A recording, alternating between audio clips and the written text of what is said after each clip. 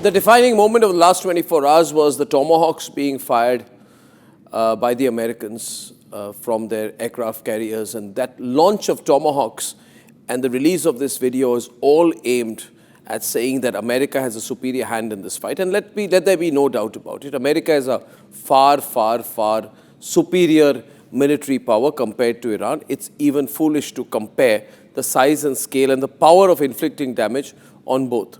But ladies and gentlemen, wars are not fought or won by only launching Tomahawks. And that's where things become a little complicated. Ladies and gentlemen, I'd like to give you my own subjective assessment of what's been going on. And I believe that the American media reporting through American plants that the Iranian leader Larijani, who is, according to the American media, according to people who planted the story of them rising up the ladder, the power hierarchy after Ayatollah Ali Khamenei, the whole story that was put in certain American publications that Larijani is now pleading with the Americans to compromise and resume nuclear dialogues, that shows that somewhere the Americans are on the back foot. It also prompted Larijani himself to come and say, no, that's not true. I'm in the fight and I'm going to fight America back. But why was the plant put out? Why was there an attempt to give the impression that there is a figure within the Iranian establishment, post-Khamenei, who is on America's side, literally what Rodriguez was post-Maduro? Reality is there is no Rodriguez in Iran, and reality is Iran is not Venezuela. Ladies and gentlemen, things are getting complicated. Beirut has been attacked. And if you look at Hegseth's press conference, and there was a lot of braggadocio and a lot of chest thumping and a lot of finger wagging in that press conference, but the fact was Pete Hegseth appeared to be completely confused. He did not even rule out the use of ground forces, but said at the same time, we can do whatever we need to do without being foolish. In other words, he acknowledged that putting ground forces, American ground forces, was being foolish. 4 American soldiers have already died. And the Americans are now saying they expect further losses because there's a major combat situation, which means potentially American casualties are being underplayed. Then there are visuals of American fighter jets falling from the sky. Ladies and gentlemen, British military bases have been hit. The US not being in any mood to back down. But when you see American fighter jets falling out from the sky of the American pilot being rescued on the ground by Kuwaiti police, and that is the shot, ladies and gentlemen. When you see visuals like this, you realize that Iran is, after all, a country that is capable of inflicting damage. And there's a lot of emotion in this. The Americans saying that we have local air superiority is an admission that things are not going well for them.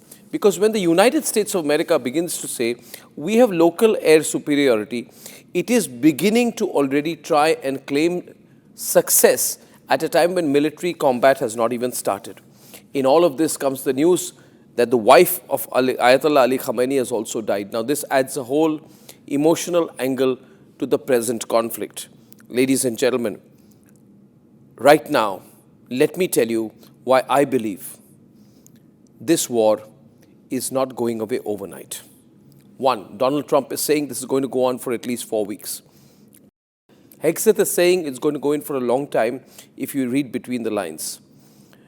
Ladies and gentlemen, let's be clear, World War I was just half a dozen EU nations. By that count, this has already affected 15 nations. When people say, is this a world war? I say it's already a world war.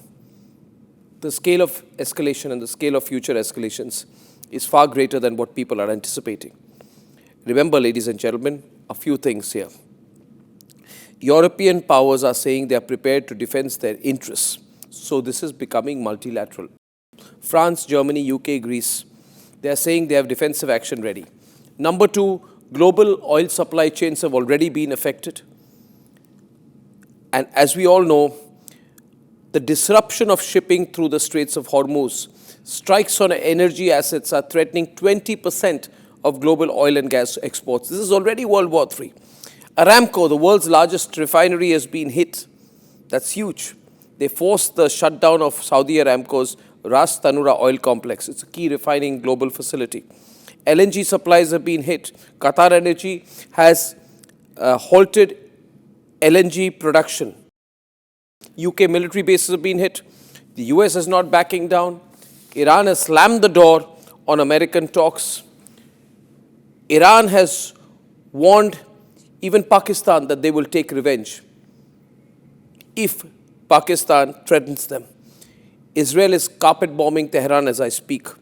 Iranian nuclear facilities, including the Natanz nuclear enrichment strike, has been struck. So this is going to go very, very, very, very long.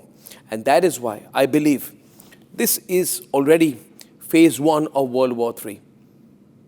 Read my lips. This is phase 1 of World War III. China and Russia cannot afford to look away. In that context, a lot of attention will come on what line India takes.